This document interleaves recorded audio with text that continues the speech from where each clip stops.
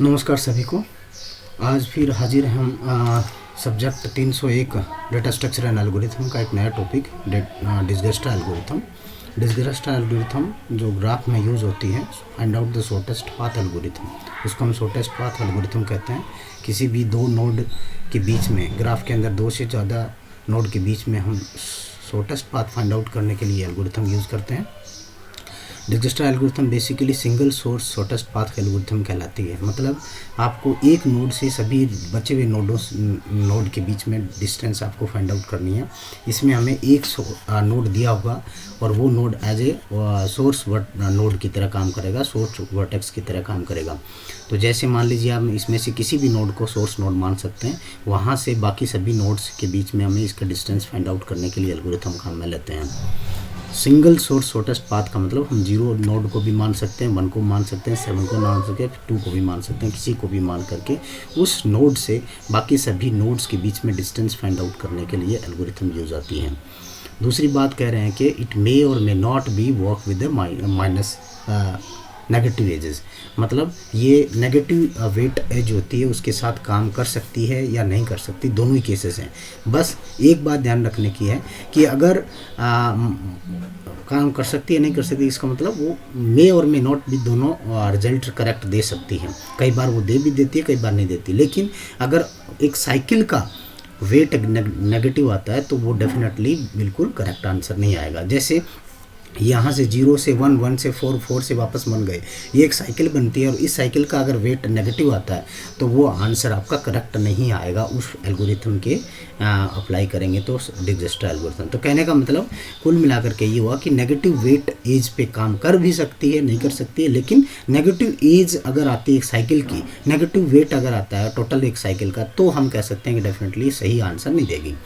One source is given and we have to find out the shortest path from it to all other nodes. ये हम पहले discuss कर सके हैं। तो एक नोड से हमें बाकी सभी नोड के बीच में डिस्टेंस फाइंड आउट करनी है। तो इसमें हम अप्लाई करेंगे, हम 0 को एज ए नोड मानेंगे, उससे हम फाइंड आउट करेंगे सभी नोड के डिस्टेंस। इस डिस्टेंस को फाइंड आउट करने के लिए सिंपल सा फॉर्मूला है।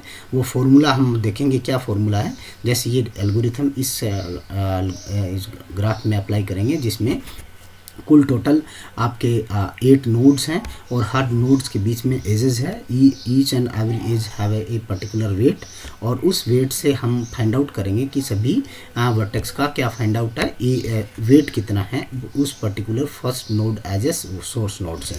यानी 0 से लेकर के 1 के बीच में डिस्टेंस कितना है, ऐसे ही 0 से लेकर के 2 के बीच में, सेम वे में 0 to 7 के बीच में टोटल डिस्टेंस कितना है। यानी शॉर्टेस्ट पाथ फाइंड आउट करना है और सिंगल सोर्स आपका गिवन होगा। तो इसके लिए हम सबसे पहले जिस नोड को सोर्स मानते हैं उस नोड से उस नोड की डिस्टेंस हम इन्फिनिटी ले लेते हैं, 0 ले लेते हैं और रिमेनिंग सभी के इन्फिनिटी मान लेते हैं।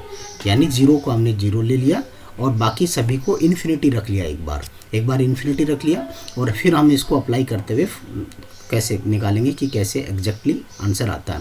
तो इसके लिए सिंपल एक फॉर्मूला है कि किसी भी नोड की डिस्टेंस अगर हम निकालते हैं तो डिस्टेंस अगर हमारा ये फॉर्मूला फिल कर रहा है तो हम क्या करते हैं, उस नोड के डिस्टेंस को इन्फिनिटी से रिप्लेस कर देंगे। जैसे distance of from u to v की डिस्टेंस कैसे फाइंड आउट करेंगे। अगर distance of u plus cost of u to v, इन दोनों का जोड़ अगर डिस्टेंस ऑफ v की छोटा है तो हम उसका एडिशन उस पर रिप्लेस कर देंगे। समझे। जैसे मान लीजिए 0 u है और 1 आपका v है, तो 0 और 1 के बीच में आपको डिस्टेंस निकालना है।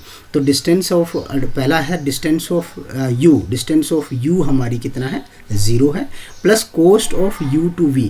Cost of u to v कितनी है भैया, cost of u to v 4 है। तो 4 + 0 4 हो गया और that is greater than to distance of v। Distance of v infinity है तो वहाँ 4 है, तो 4 इज लेस देन इन्फिनिटी। तो आंसर हो जाएगा उसका 1 को, जो 1 के ऊपर कॉस्ट है उसको इन्फिनिटी से हम 0 से रिप्लेस कर देंगे। ऐसे ही हम आगे वाले को इसमें 0 to 1 पे देखते हैं, 0 to 4 पे देखते हैं, कनेक्टिंग एजेस पे देखते हैं। तो 0 से 2 एजेस डायरेक्टली कनेक्टेड है तो इस पे देखेंगे 0 to 4। जैसे 0 to 4 पे देखते हैं तो distance of u is 0 plus cost of u to v is 8 और distance of v is infinity. तो अगेन 0 + 8 हमारा 8 हो गया और infinity is greater than 0 to 8, तो इन्फिनिटी बड़ी है 8 से, तो हम इसको भी रिप्लेस कर देंगे किससे, 8 से। तो एजेस जो कनेक्टिंग एज है यू से 0 से जो कनेक्टिंग एज थी, एज नंबर 1 और एज नंबर 4 दोनों की हम रिप्लेस कर दिया 4 एंड रिस्पेक्टिव 8 से, और ये हमारा और 1 हो गया as a visited edge. Visited edge को दोबारा एज विजिट नहीं करना है। अब रिमेनिंग आगे जो भी है उनमें से हमें शॉर्टेस्ट वाले को लेना है। शॉर्टेस्ट देखो 1 पे 4 है और 4 पे 8 वेट है, बाकी सभी पे इन्फिनिटी है, तो इनमें सबसे कम क्या है 4।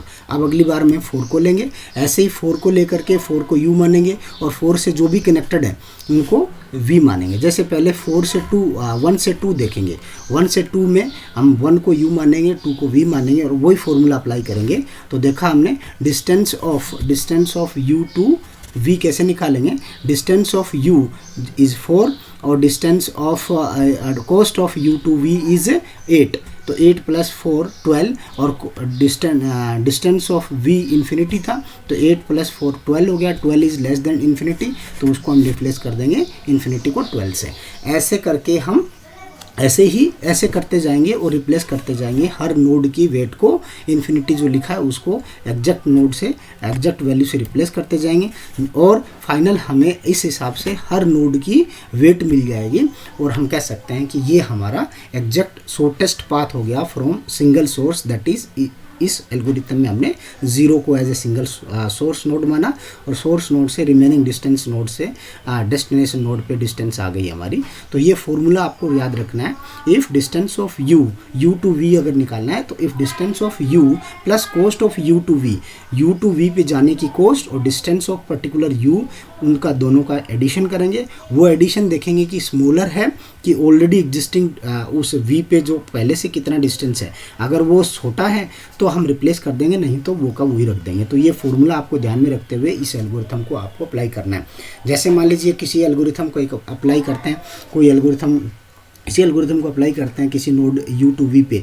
जैसे मान लीजिए अब आपका 4 to 5 लेना है, तो 4 to 5 डिस्टेंस हमारी इस पे हमारा 8 है और डिस्टेंस ऑफ u हमारा 4 है और v हमारा आपका 5 है, तो डिस्टेंस ऑफ u तो हमारा 8 plus cost of u to v is 1 + 8 9 हो गया और उस पर इन्फिनिटी था, तो ये इन्फिनिटी इज रिप्लेस्ड विद 9, तो इसका कोस्ट 9 हो गया, तो ये कोस्ट हो गया, एग्जैक्ट कोस्ट हो गया। तो ऐसे करते करते सभी रिमेनिंग नोड्स पे अप्लाई करेंगे और जो भी कोस्ट आएगी वो हमें इसको लिख करके राउंड कर देंगे। तो इस हिसाब से हमारी ये एल्गोरिथम कंप्लीट होती है।